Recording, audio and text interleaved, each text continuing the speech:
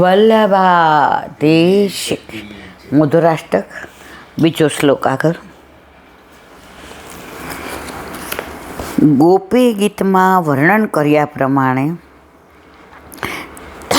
એકાંતમાં ભગવાનને કહેલા મનગમતા હૃદયશબ્દી વચનમાં મન મગ્ન થતાં પ્રભુનું વચન મધુર. અત્યારે આપણે વચનનું વેણુનાદ કરીને પ્રભુએ બોલાવ્યા અને કીધું સ્વાગતમ મહાભાગે, હવે પાછા જાઓ. આવા વચનો પ્રભુના અતિ મધુર છે. એક વચનમાં મન મુગ્ધ થાય તો બીજામાં મન ન દઈ શકે.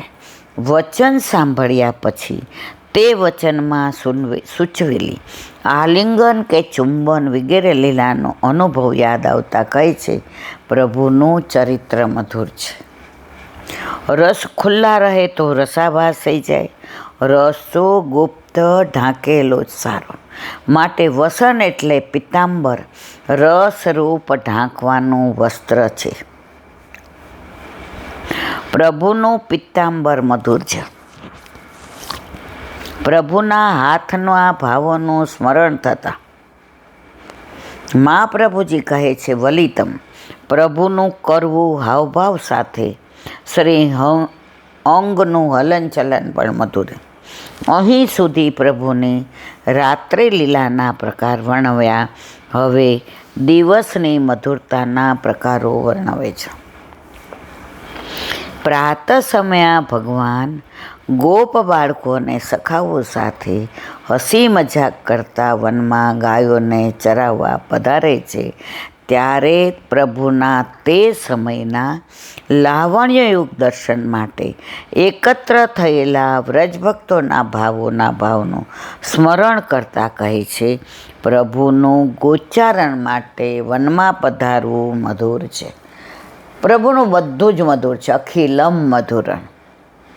પણ એના માટે દ્રષ્ટિ જોઈએ. એકવાર ઠાકોરજી બ્રહ્માંડ ઘાટ ઉપર એ કે આ બધાય વ્રજને મોઢામાં નાખે છે, કેવો સ્વાદ હશે, કેવી લાગતી હશે, કેમ આટલા બધું આવે એટલે પેલા વ્રજ જ મુખમાં મૂકે છે. જોયું કે કોઈ છે નહીં આજુબાજુ, ધીમેકથી રજ મોઢા મૂકે, આમાં તો કાંઈ સ્વાદ નથી, આ શું બધા નાખતા હશે મોઢામાં, આનું કંઈ રહસ્ય નથી સમજાતું. ત્યારે નારદજી બધું જોતા હતા, પ્રભુ પાસે આવ્યા. કેવી લાગી રજ? જવા દે નારદ, આ બધા શું કામ નાખે? પ્રભુ એ રજનો, એ વ્રજરજનો આસ્વાદ માણવો હોય તો ભક્ત બનવું પડે.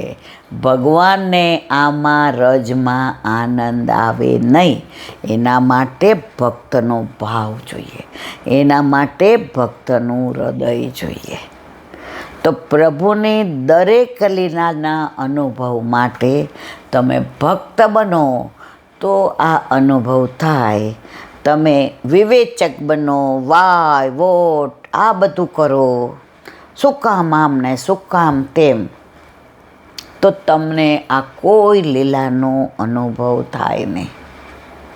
સિદ્ધાંતો પ્રભુના મહાત્મ્ય માટે છે, પણ પ્રભુનો ભાવ વધારવા માટે તો આ બધી લીલાઓનું અનુસંધાન, આની જ બધી વાતો, તો જ જો આપણા જેની સાથે નક્કી થયું હોય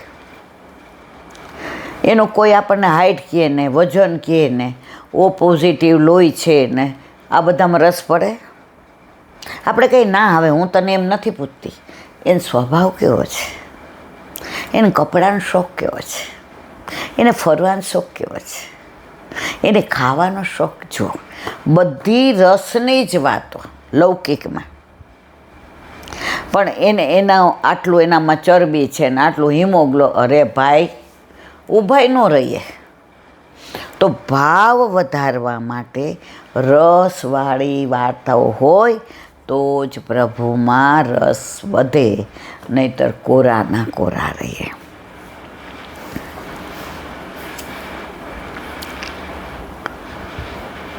સાયંકાળે પ્રભુ ગાયો ચરાવી વનમાંથી પાછા પધારે છે ત્યારે ગાયોની ખરુએથી ઉડેલી રજ વદન પર લાગે.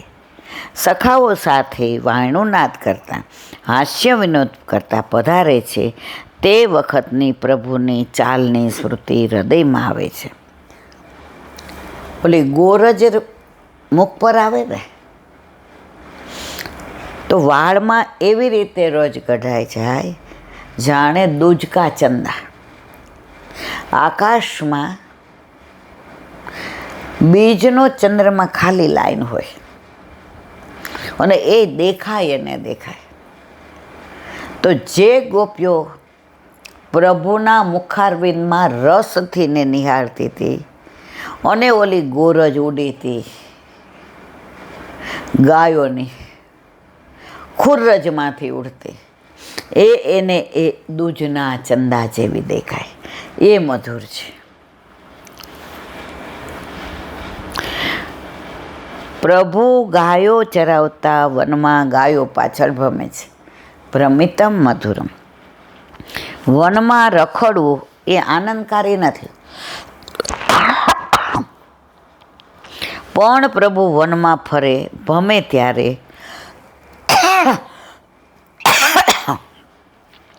ચરણારવિંદના સ્પર્શથી વ્રજભૂમિ શોભાને પ્રાપ્ત કરે છે. પ્રભુના ચરણારવિંદ તાપ હરનાર. ભૂમિ તપે છે પણ પ્રભુ ચરણારવિંદ પધરાવે એટલે તાપમાંથી શીતળતા પ્રાપ્ત થાય છે. કોને? ભૂમિને. ભક્તોના હિત કાજે પ્રભુ ગમે ત્યાં પધારે, માટે પ્રભુનું વનમાં ભમવું ભ્રમણ પરમ. આપણે ભમીએ ને એનું હારા લાગે, આપણું કાંઈ મધુર નથી.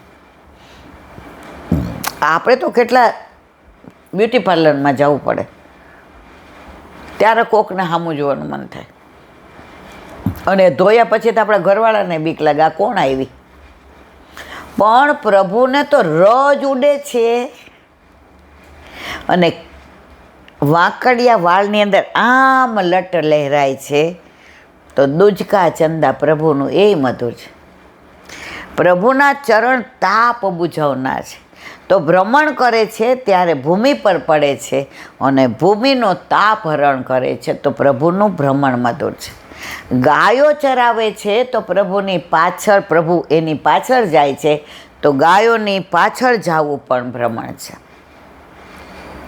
પ્રભુ ગાયો ચરાવીને ગોકુળ પાછા પધારે છે તો એ ભ્રમણ પણ મધુર છે. પ્રભુનું દરેક મધુર છે. તમારી દ્રષ્ટિ પ્રભુને જોવાની મધુર હોવી જોઈએ, તો તમે આજની તારીખમાં પણ પ્રભુની મધુર લીલાનું અનુસંધાન કરી શકો. ભમે ત્યારે ચરણારવિંદના સ્પર્શથી વ્રજભૂમિ શોભાને પ્રાપ્ત કરે છે. પ્રભુના ચરણારવિંદ તાપ હરનાર છે. ભક્તોના હિત કાટે પ્રભુ ગમે ત્યાં પધારે, માટે પ્રભુનું વનમાં ભમવું ભ્રમણ મધુર છે. પ્રભુને શ્રમ પડે છે છતાં સર્વ કોઈને રસ આપવાવાળું પ્રભુનું ચરણ. ચાલીએ તો શ્રમ તો પડે ને, પણ પ્રભુ તોય ધરતી ઉપર એ ચાલે છે. ગાયો પાછળ એ દોડે છે. યશોદામાં દામથી બાંધવા આવે તોય દોડે છે. દાવ ભૈયા એને ચીડાવે તો વનમાંથી દોડતા આવી ઘરે આવીને માના ગળે વળગી પડે તોય દોડે છે. હવે આ બધું શ્રમિત હોવા છતાંય મધુર છે.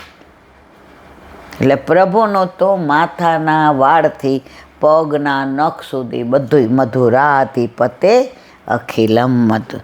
તેની સ્મૃતિ છતાં સર્વ કોઈને રસ આપવાવાળા પ્રભુના ચરણ. તેની સ્મૃતિ થતાં બ્રહ્મણને મધુર કહ્યું છે. રસ તો જ્યાં જ્યાં જાય ત્યાં સાવને મધુર કરે. કેરીનો રસ તમે અહીંયા ખાવ કે અમેરિકામાં ખાવ, ગોકુળમાં ખાવ કે ગોમટામાં ખાવ, રસ જ્યાં જાય ત્યાં મધુરતા સાથે લઈ જાય છે. તો આપણા ઠાકોરજી તો મધુરાપતિ છે, એટલે બધી રીતે મધુર. માટે પ્રભુની મધુરતાનું શું કહેવું? તેઓ શ્રીનું સર્વ કાંઈ મધુર મધથી ભરેલું મીઠું છે. બોલો વલ્લભાધીશ કી જય. કાલે આવશે વચનમ મધુરમ, દયારામભાઈના ચંદ્રાવલા.